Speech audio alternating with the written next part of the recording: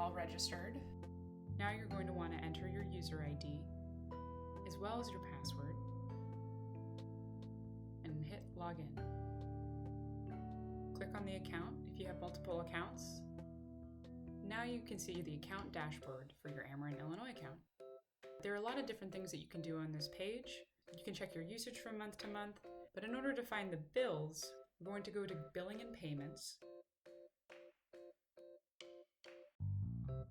And you can see this month's bill under View Bill. If you'd like to download this month's bill, you can hit Download. And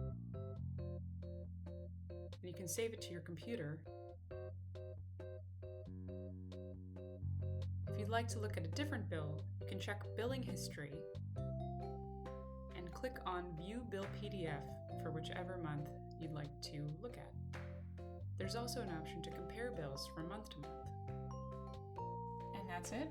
Remember, you can always contact Ameren, Illinois if you have any questions or trouble logging in. Good luck!